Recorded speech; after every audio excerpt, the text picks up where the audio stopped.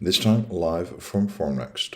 And, well, what we're looking at is, well, I'm trying to make some sense of Formnext. So I spent a long time walking around trying to make sense of the whole market. We're essentially asking people right now if they want to print metal parts to invest upfront anywhere from $3 to $5 million and 2 years of their time to make metal parts in series, if they need to be mechanical parts or they need to be parts that are in end use and end use. Now, that's, of course, a lot of money, and not a lot of companies have that kind of money. And the companies like Lockheed and Stryker have spent that money already because this technology is strategic to them. It gives them a big advantage in producing new things faster. If we're looking at orthopedics, for example, we have better buy-to-fly on the part. We have better osseointegration because we get a better texture. It's cheaper, right? Perhaps a factor of 10 cheaper than conventional technology to make an orthopedic implant using 3D printing. It saves on stock. We can get better wicking properties. We can mitigate stress shearing because we can change this really stiff, strong part and make it less stiff or more like bone. And once we do this, we can use that technology to make lots and lots of implants. So there's a lot of advantages. I'm not even naming them all in orthopedics, right? And it took orthopedics 30 years to make this a success. Now, SpaceX, for example, is a company that's done it much, much quicker because it knows it can get to market faster and cheaper and innovate and iterate faster using 3D printing. But there's not a lot of companies like that out there. So I was just looking at all these companies selling all these big machines, and I started thinking a little bit more about the democratization of metal. So metal printing, at the moment it's this. It's powder bed fusion, and I like this part very much because we often, when we print in powder bed fusion, we don't even use this much of the part. And we very rarely, depending on the application, the system, use the whole build volume. This is actually kind of indicative of this print. And it's very expensive. The machines are anywhere from, let's say, usually 500,000 to $1 million. And the installation you have and all the requirements you have for your industrial gas and all that kind of stuff is actually quite extensive. Now, this is changing. Now, one of the ways it's changing, and this is the most obvious and the most talked about, is the Chinese companies. It's companies like Xi'an Bright Laser, called BLT, Farsoon, Eplus, right, that are making very large machines and are entering the Western markets, right? This is H3D, which is a company that I met for the first time at Formnext, and a lot of people had never heard of them.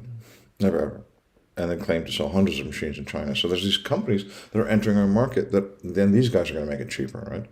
These guys are going to make this club less exclusive. We're going to democratize the vendors. What's maybe surprising is that not only Chinese companies are trying to innovate in powder bed fusion. This is Erkasan, which is a Turkish company that is making a whole line. So they don't just have one system. They have a whole line of powder bed fusion systems that are, this is a Beckhoff control screen, for example.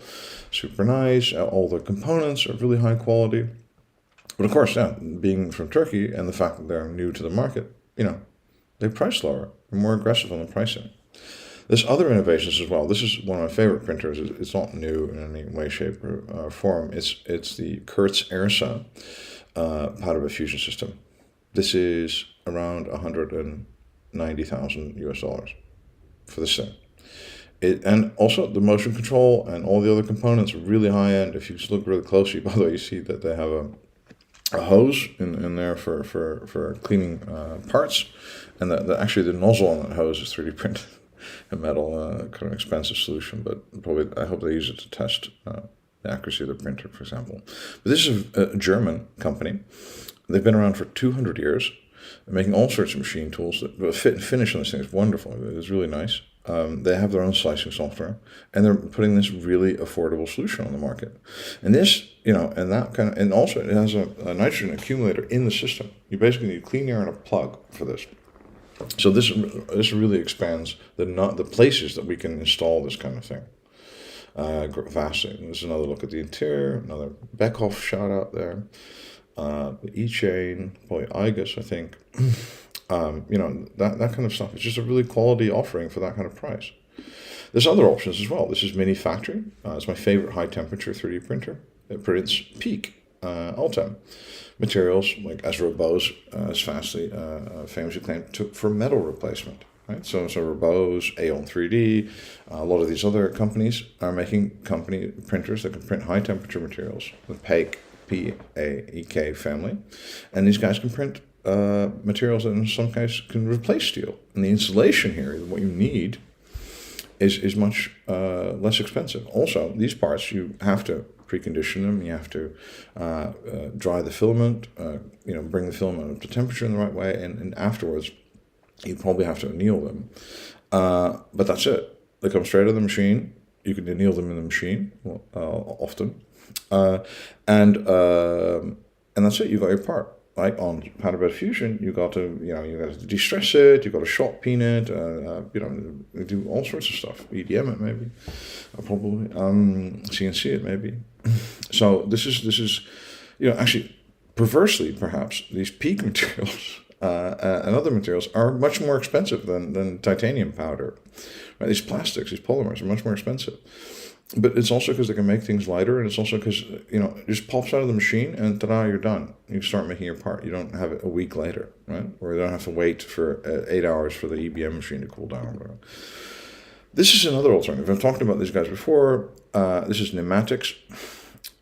This is a beautiful thing. If you're still at Formnext, please go see this stand, really. It's a really beautiful thing. That's marble. That is what you see out there is marble. There's a table. This thing is 130K, and I would want one for my living room. The motion control, and this is actually astounding.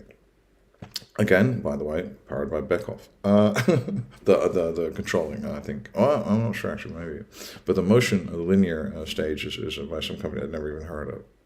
So this is another alternative. This is liquid crystal polymers, which are very exotic materials that you can kind of align. They have found a way to align the fibers in such a way that these things can outperform peak. And you don't print them at a very high temperature. This is a very, very exciting liquid family that could replace metal as well. So this is also, in a sense, democratizing metal. Now, there's a technology that I really like, and a lot of people don't like it.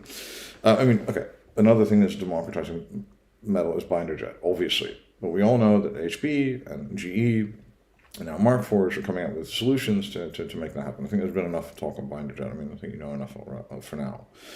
That hype is well and truly built. Now, this is not so well built. So this is like a company whereby they're using the filament, bound filament printing. Right? BASF has filaments like this as well, but there's a couple of other companies that are developing these. So if it's only BASF, of course, then it's only them it's only up to them to make this market. Now, for other people, it's nice to see other entrants, to have new offerings and things. And this is a company called AM Extrusion. It's a German company, and they make these bound filaments. And this can be printed on whatever, your Prusa, your Ultimaker. Now, you need the binding and sintering equipment, and that's still tricky, and predicting that is still tricky. And this cannot be used for a lot of geometries. Binder jet can be used for many more fine detailed things. But for a lot of parts, this is like literally, like we're talking like a few dollar parts. So this is a very, very inexpensive technology to work for. So that's what we have for you today. Just a little bit look at all the things that are democratizing metal that I noticed at the show. I really like Formnext. I'm really into it. One more day to go. So I'll keep you updated tomorrow about how that went, or on Monday. Thanks a lot. Thanks to you for listening.